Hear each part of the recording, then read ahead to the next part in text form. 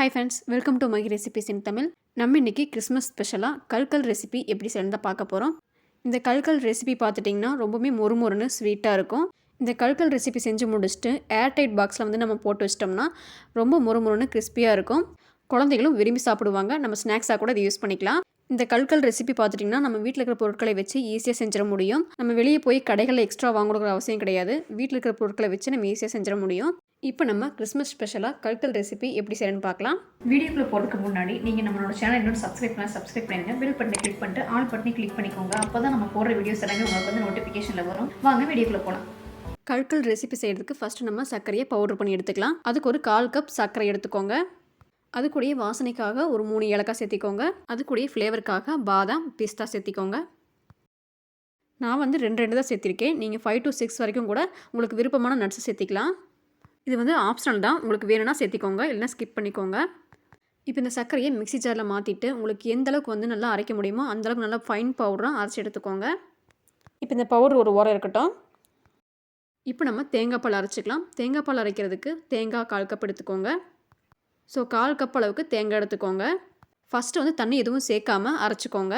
அதுக்கப்புறமா கொஞ்சமாக தண்ணி சேர்த்திட்டு நல்லா பேஸ்ட் பண்ணி எடுத்துக்கோங்க. தண்ணி வந்து நிறைய சேர்த்திடாதீங்க, கொஞ்சமாக சேர்த்தினா போதும். தேங்காய் கூட தண்ணி சேர்த்தி அரைச்சதுக்கப்புறமா தேங்காய் பாலை மட்டும் ஃபில்டர் பண்ணி எடுத்துக்கோங்க. இப்போ இதில் தேங்காய் பால் எடுத்துகிட்டு வந்துடலாம். இப்போ தேங்காய் பால் அரைச்சி எடுத்துகிட்டு வந்தாச்சு. தேங்காய் பாலுக்கு பதிலாக நீங்கள் வந்து தண்ணி இல்லை பால் கூட யூஸ் பண்ணிக்கலாம். தேங்காய் பால் சேர்த்து செய்யும்போது உங்களுக்கு நல்ல ஃப்ளேவர் கிடைக்கும். உங்களுக்கு தேங்காய் பால் வேண்டாம் அப்படின்னா நீங்கள் தண்ணி இல்லைனா பால் சேர்த்து யூஸ் பண்ணிக்கோங்க. இப்போ இது ஒரு உரம் இருக்கட்டும். கல்கல் ரெசிபி செய்கிறதுக்கு நம்ம சர்க்கரையை பவுடர் பண்ணி எடுத்தாச்சு. தேங்காய் பாலும் எடுத்து வச்சாச்சு. அடுத்து நம்ம ரவையை ஊற வச்சுக்கலாம். ரவை சேர்த்து செய்யும்போது நமக்கு வந்து நல்லா மொறுமொறுன்னு நல்லா கிறிஸ்பியாக இருக்கும். ஸோ அதனால தான் நம்ம ரவை சேர்த்திக்கிறோம். ரவை வந்து ஒரு 2 டேபிள் ஸ்பூன் சேர்த்திக்கோங்க. அதே மாதிரி ரவை வந்து நல்லா பொடி ரவையை பார்த்து எடுத்துக்கோங்க.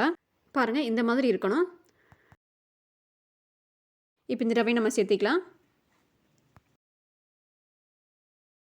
இப்போ இதில் நம்ம அரைச்சி வச்சுருந்த தேங்காய் பால் சேர்த்திக்கலாம். இப்போ ஒரு 2 டேபிள் ஸ்பூன் அளவுக்கு தேங்காய் பால் சேர்த்திக்கோங்க. நிறைய சேர்த்திடக்கூடாது, 2 டேபிள் ஸ்பூன் அளவுக்கு மட்டும் சேர்த்திக்கோங்க. அதே சமயம் நீங்கள் தேங்காய் பால் யூஸ் பண்ணல அப்படின்னா தண்ணி இல்லைனா பால் சேர்த்திக்கோங்க. இப்போ சேர்த்திட்டு இந்த ரவையை நல்லா ஊற வச்சிடலாம். ஒரு 10 நிமிஷத்துக்கு நல்லா ஊறி வரட்டும். ஸ்பூன் வச்சு நல்லா கலந்து விட்டுருங்க. இப்போ மூடி போட்டு மூடி வச்சிடலாம். ஒரு 10 நிமிஷம் ஆகட்டும். இப்போ ஒரு 10 நிமிஷம் ஆகிடுச்சு. ரவை நல்லாவே ஊறி வந்திருக்கு. இப்போ இந்த ரவை கூட 1 கப் அளவு மைதா சேர்த்திக்கோங்க. நீங்கள் எந்த கப்பில் வந்து சர்க்கரை எடுத்துக்கிட்டிங்களோ அதே கப்பில் மைதா எடுத்துக்கோங்க, 1 கப்பு.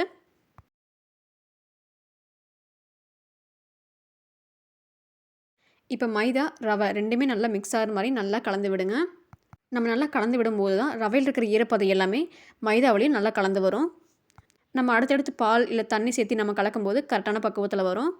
ஸோ நல்லா மிக்ஸ் பண்ணி விட்டுருங்க அழுத்தம் கொடுத்து. இப்போ பாருங்கள், நல்லா கலந்து விட்டாச்சு. இப்போ மாவை வந்து கொஞ்சம் ஒதுக்கி விட்டுருங்க. ஒதுக்கிட்டு நம்ம நல்லா சூடு பண்ணின நெய் சேர்த்திக்கலாம். நெய்யை வந்து உருக்கிட்டு நல்லா சூடாக இருக்கும்போது சேர்த்திக்கோங்க. நெய் சூடாக சேர்த்தும் போது தண்ணி பக்குவத்தில் இருக்கும். ஸோ நமக்கு மிக்ஸ் பண்ணுறதுக்கு ஈஸியாக இருக்கும். கரெக்டான பக்குவத்துலேயும் வரும். அதனால தான் நம்ம நெய்யை நல்லா உருக்கிட்டு சூடாக இருக்கும்போது சேர்த்திக்கிறோம். நெய் சூடாக இருக்கிறதுனால நம்ம கையில் மிக்ஸ் பண்ண முடியாது. ஸோ ஸ்பூன் வச்சு லைட்டாக மிக்ஸ் பண்ணிக்கோங்க. அதுக்கப்புறமா நம்ம கை யூஸ் பண்ணிக்கலாம். நெய் வந்து நம்ம ஸ்பூனில் வச்சு மிக்ஸ் பண்ணும்போதே டக்குன்னு ஆறிடும். ஸோ இப்போ நம்ம கை யூஸ் பண்ணிக்கலாம். இப்போ நம்ம கை வச்சு நல்லா மிக்ஸ் பண்ணி விடுங்க. நல்லா அழுத்தம் கொடுத்து நல்லா மிக்ஸ் பண்ணி விடுங்க. நம்ம சேர்த்துக்கிற நெய் வந்து எல்லாத்துலேயுமே நல்லா கலக்கிற மாதிரி நல்லா மிக்ஸ் பண்ணி விடுங்க. கட்டி எதுவும் இல்லாமல் ஒரு 10 நிமிஷத்துக்கு நல்லா கலந்து விடுங்க. கொஞ்சம் டைம் எடுக்கும்.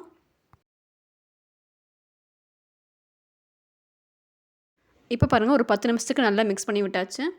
நீங்கள் மாவு எடுத்து போடும்போது நல்லா உதிரி உதிரியாக அந்த மாதிரி வரணும். பாருங்கள், இந்த மாதிரி வரணும்.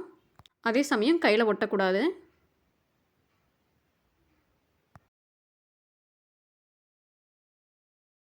அதே மாதிரி மாவு எடுத்து நம்ம உள்ளங்கையில் பிடிக்கும்போது மாவு நல்லா பிடிக்க வரணும். இப்போ நமக்கு வந்து கரெக்டான பக்குவத்தில் இருக்குதுன்னு அர்த்தம்.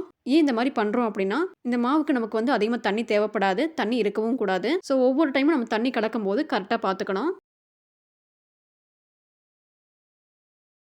இப்போ இதில் நம்ம பவுடர் பண்ணி வச்சுருந்தா சர்க்கரை சேர்த்திக்கலாம். ஒரு 1/4 கப் அளவு சர்க்கரை பவுடர் சேர்த்திக்கோங்க. இப்போ இது லைட்டாக கலந்து விட்டுட்டு ஒரு பிஞ்சு சால்ட்டு சேர்த்திக்கோங்க. ரொம்ப சேர்த்திடக்கூடாது, லைட்டாக சேர்த்திக்கோங்க. இப்போ இது எல்லாத்தையும் நல்லா கலந்து விட்டுடலாம். நல்லா கலந்து விட்டதுக்கப்புறமா இதில் நம்ம தேங்காய் பால் சேர்த்திக்கலாம். தேங்காய் பால் வந்து 2 டேபிள் ஸ்பூன் அளவுக்கு மட்டும் சேர்த்திக்கிறேன். இது மைதா மாவுங்கிறனால கொஞ்சமாக தான் தண்ணி தேவைப்படும். ஸோ நீங்கள் தேங்காய் பாலுக்கு பதிலாக நீங்கள் தண்ணி, பால் கூட சேர்த்திக்கலாம். எதுவாக இருந்தாலும் கொஞ்சமாக சேர்த்திக்கோங்க. தேவைப்பட்டுச்சுன்னா அதுக்கப்புறம் நம்ம சேர்த்திக்கலாம். இந்த மாவு வந்து நமக்கு ரொம்ப தண்ணியாகவும் இருக்கக்கூடாது, ரொம்ப கெட்டியாகவும் இருக்கக்கூடாது, மீடியமாக இருக்கணும். அப்போ தான் நமக்கு கரெக்டாக வரும். இப்போ இந்த மாவை நல்லா அழுத்தம் கொடுத்து நல்லா கலந்து விடுங்க.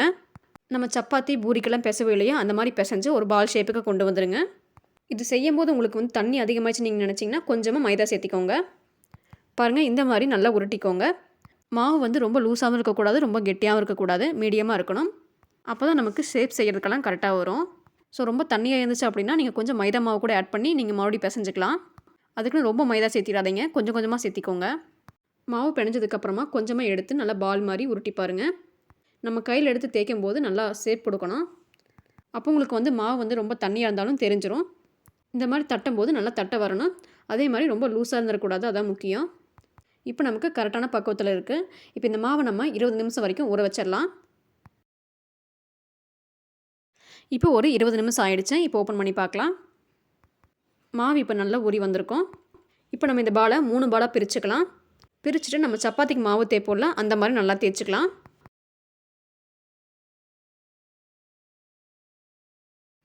இப்போ பிரிச்சாச்சு. இப்போ இதை மூடி வச்சிடலாம். மூடி வைக்கலைன்னா காஞ்சு போயிடும். மூடி வச்சுட்டு இது ஒரு ஓரம் இருக்கட்டும். இப்போ இதில் ஒரு பால் மட்டும் எடுத்துக்கோங்க. ஒரு பால் மட்டும் எடுத்துகிட்டு நல்லா உருட்டிக்கோங்க. நம்ம சப்பாத்தி தேய்ப்போம் இல்லையா, அந்த மாதிரி இப்போ நம்ம தேய்க்க போகிறோம்.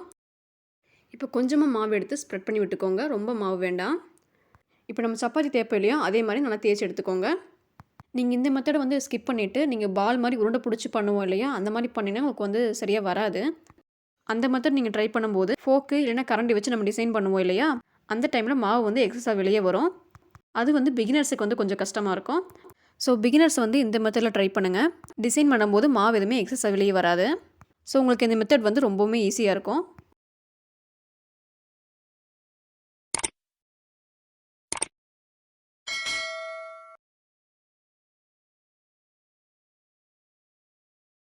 உங்களால் எந்த அளவுக்கு மாவை ஸ்ப்ரெட் பண்ணி தேய்க்க முடியுமோ அந்தளவுக்கு நல்லா ஸ்ப்ரெட் பண்ணி தேய்ச்சிக்கோங்க. இப்போ உங்கள்கிட்ட பீஸா கட்டர் இல்லைனா கத்தி எதுவாக இருந்தாலும் சரி எடுத்துகிட்டு ஸ்கொயர் ஷேப்பில் கட் பண்ணிக்கோங்க. இப்போது எக்ஸ்ட்ரா இருக்கிற மாவெல்லாம் ரிமூவ் பண்ணிடுங்க. இப்போ இந்த மாவை அப்படி உருண்டை பிடிச்சி நம்ம அடுத்த பேட்சில் நம்ம சேர்த்திக்கலாம். இப்போது பாக்ஸாக வர மாதிரி கட் பண்ணிக்கோங்க. நீங்கள் மாவு பிணைஞ்சிட்டு உருண்டை பிடிச்சி நீங்கள் பண்ணுறதை விட இந்த மாதிரி நீங்கள் பண்ணி பாருங்கள், ரொம்பவுமே உங்களுக்கு ஈஸியாக இருக்கும். இப்போ எல்லார் வீட்லேயுமே இந்த கரண்டி இருக்கும். இந்த கரண்டி எடுத்துக்கோங்க. அதில் ஒரு பார்ட் மட்டும் எடுத்துகிட்டு நல்லா சென்டரில் வச்சுக்கோங்க. அந்த கோடு வந்து சென்டராக வர மாதிரி வச்சுக்கோங்க. சென்டராக வர மாதிரி வச்சுட்டு நல்லா அழுத்தம் கொடுத்து ப்ரெஸ் பண்ணுங்கள். அப்போ தான் நமக்கு நல்ல டிசைன் கிடைக்கும். நல்லா ப்ரெஸ் பண்ணி விட்டுக்கோங்க. இப்போது இந்த ஓரத்தில் மட்டும் நம்ம உள்ளே கை வச்சு லைட்டாக அழுத்தம் கொடுத்து எடுத்துக்கலாம். அப்படி அழுத்தம் கொடுத்து எடுக்கும்போது நமக்கு ஈஸியாக எடுக்க வரும். ஒரு ஃபிங்கர் வச்சு லைட்டாக டச் பண்ணுங்கள், உங்களுக்கு எடுக்கிறதுக்கு ஈஸியாக வரும். இப்போ லைட்டாக மூவ் பண்ணிங்கன்னா உங்களுக்கு கரெக்டாக வந்துடும். இந்த கரண்டிக்கு பதிலாக நீங்கள் ஃபோக் கூட யூஸ் பண்ணலாம், இல்லை புதுசாக வாங்கின சீப்பில் கூட நீங்கள் ட்ரை பண்ணலாம். உங்களுக்கு சீப்லேயும் ஃபோக்லேயும் செய்கிறத விட இந்த கரண்டி வந்து நல்ல டிசைன் கொடுக்கும். ஸோ இந்த கரண்டியில் நீங்கள் ட்ரை பண்ணி பாருங்கள், ரொம்பவுமே நல்லா வரும். இப்போ இந்த ஓரங்கள் எல்லாமே நல்லா அழுத்தம் கொடுத்து ப்ரெஸ் பண்ணி விட்டுக்கோங்க. அப்படி இல்லைனா நம்ம எண்ணெயில் போடும்போது பிரிஞ்சு வந்துடும். இப்போ இதே மாதிரி இன்னொன்று செஞ்சு காட்டுறேன். சென்டரில் வச்சுக்கோங்க. சென்டரில் வச்சுட்டு நல்லா ப்ரெஸ் பண்ணி விடுங்க. அப்போ தான் நமக்கு வந்து டிசைன் கிடைக்கும். இப்போ ஒரு ஃபிங்கர் வச்சுட்டு உள்ளே நல்லா ப்ரெஸ் பண்ணி விடுங்க. அப்படி செய்யும்போது உங்களுக்கு வந்து எடுக்கிறதுக்கு வந்து ஈஸியாக இருக்கும். அப்படி செய்யாமலும் நீங்கள் செய்யலாம், ஆனால் அப்படி செஞ்சிங்கன்னா உங்களுக்கு ரொம்ப ஈஸியாக இருக்கும் எடுக்கிறதுக்கு. பாருங்கள் எவ்வளோ அழகாக வருதுன்னு சொல்லிட்டு. இந்த பாக்ஸ் வந்து இன்னும் நீங்கள் குட்டி குட்டியாக போட்டிங்கனாலும் குட்டி குட்டியாக செஞ்சுக்கலாம், அழகாக இருக்கும். நான் கொஞ்சம் நீளமாக போட்டிருக்கேன். இப்போ இந்த எட்ஜஸ் மட்டும் நல்லா அழுத்தம் கொடுத்து ப்ரெஸ் பண்ணி விட்டுக்கோங்க. அழுத்தம் கொடுக்கல அப்படின்னா நீங்கள் எண்ணெயில் போடும்போது பிரிஞ்சு வந்துடும். உங்களுக்கு ஃபோக்கு சீப்பை விட உங்களுக்கு இந்த கரண்டி வந்து ரொம்ப நல்லா டிசைன் கொடுக்கும். இப்போ இதே மாதிரி எல்லாத்தையும் செஞ்சு எடுத்துகிட்டு வந்துடுங்க. இப்போ நமக்கு எல்லா பீஸுமே ரெடி ஆகிடுச்சு. உங்களுக்கு ஃபோக்லேயோ இல்லை சீப்லேயோ இந்த ஷேப் கிடைக்காது. உங்களுக்கு நீளமாக வேணும் இல்லை ஷார்ட்டாக வேணும்னா நீங்கள் பாக்ஸ் போடும்போது குட்டி குட்டியாக போட்டுக்கோங்க. அப்போ வந்து உங்களுக்கு வந்து ஷார்ட்டாக கிடைக்கும். பாருங்கள் டிசைன் வந்து எவ்வளோ அழகாக வந்திருக்குன்னு சொல்லிட்டு. நம்ம பொரிச்செடுக்கும் போது இன்னும் சூப்பராக இருக்கும். இப்போ நம்ம இது எல்லாமே பொரிச்சு எடுத்துகிட்டு வந்துடலாம். இப்போ ஃப்ரை பண்ணுறதுக்கு கடாய் வச்சுக்கோங்க. கடாய் வச்சுட்டு எண்ணெய் சேர்த்திக்கோங்க.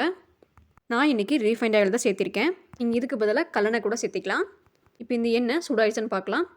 நம்ம கல்கல்ஸ் பொரிக்கிறதுக்கு எண்ணெய் வந்து ரொம்ப சூடாகவும் இருக்கக்கூடாது, ரொம்ப லோவாகவும் இருக்கக்கூடாது, மீடியமாக இருக்கணும்.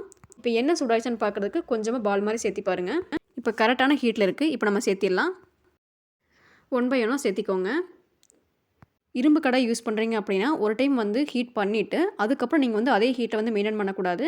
அது மீடியம்லேயே வைக்கக்கூடாது. எப்போவுமே லோ ஃப்ளேமில் வச்சுட்டு தான் இரும்பு கடாய் யூஸ் பண்ணணும். ஸோ லோ ஃப்ளேமுக்கு மாற்றிக்கோங்க. நான்ஸ்டிக் அலுமினியம் வந்து மீடியம் ஃப்ளேமில் வச்சுக்கோங்க. பாருங்கள், இன்னும் கொஞ்சம் கலர் சேஞ்ச் ஆகணும். இப்போ இந்த கலர் கரெக்டாக இருக்கும். நல்லா வெந்துருச்சு. இப்போ இதை நம்ம எடுத்துடலாம்.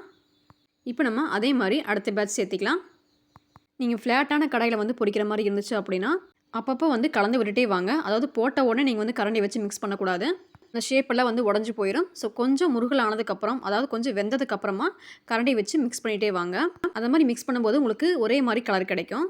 இப்போ இந்த பேட்சும் ரெடி ஆயிடுச்சு. இப்போ இதையும் வெளியே எடுத்துடலாம். இப்போ இதே மாதிரி எல்லாத்தையும் பொரிச்சு எடுத்துக்கோங்க. இதுதான் லாஸ்ட் பேட்ச். இதையும் எடுத்துடலாம். நல்லா எண்ணெய் வடியை விட்டு எடுத்துக்கோங்க.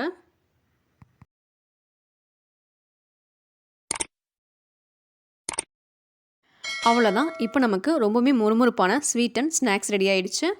இந்த ரெசிபி கிட்ஸுக்கு ரொம்பவுமே பிடிக்கும். பாருங்கள் எவ்வளோ அழகாக வந்து ஷேப் வந்திருக்குன்னு சொல்லிட்டு. ஸோ இதே மாதிரி நான் சொன்ன ஸ்டெப் எல்லாமே ஃபாலோ பண்ணி நான் சொன்ன மெத்தடில் இதே மாதிரி ட்ரை பண்ணி பாருங்கள். உங்களுக்கும் பர்ஃபெக்டாக முறுமுறுப்பான ஸ்வீட் அண்ட் ஸ்நாக்ஸ் கிடைக்கும். இப்போ நம்ம இதையே அப்படியே சாப்பிடாம இதில் வந்து சுகரை பவுடர் பண்ணி வச்சுருப்போம் இல்லையா, அதில் வந்து கொஞ்சம் எடுத்து வச்சுருங்க. இப்போ வந்து ஃபைனலாக அதில் சேர்த்திக்கலாம். சேர்த்து சாப்பிடும்போது ரொம்பவுமே நல்லாயிருக்கும். நீங்கள் விருப்பப்பட்டீங்கன்னா இந்த மாதிரி குட்டி குட்டி சைஸில் கூட செஞ்சுக்கலாம். இப்போ இதில் சுகர் பவுடர் சேர்த்திக்கோங்க. இப்போ சுகர் பவுடர் சேர்த்தியாச்சு. இப்போ நமக்கு கிறிஸ்மஸ் கல்கல்ஸ் ரெடி ஆகிடுச்சு. ஸோ இந்த வீடியோ உங்களுக்கு பிடிச்சிருக்குன்னு நினைக்கிறேன். பிடிச்சிருந்துச்சுன்னா வீடியோக்கு ஒரு லைக் பண்ணிடுங்க. உங்கள் ஃபேமிலி ஃப்ரெண்ட்ஸுக்கும் ஷேர் பண்ணுங்கள். அவங்களும் இந்த ரெசிபி ட்ரை பண்ணட்டும். மறக்காமல் சேனலை சப்ஸ்கிரைப் பண்ணி வச்சுக்கோங்க. அப்போ தான் நான் டெய்லி போகிற ரெசிபிஸ் எல்லாமே உங்களுக்கு வந்து நோட்டிஃபிகேஷனில் வரும். நான் போகிற வீடியோஸ் எல்லாமே நீங்கள் வந்து மிஸ் பண்ணாமல் பார்க்க முடியும். ஸோ மறக்காமல் சேனலை சப்ஸ்கிரைப் பண்ணி வச்சுக்கோங்க. நெக்ஸ்ட் ரெசிபியில் மீட் பண்ணலாம். தேங்க்யூ.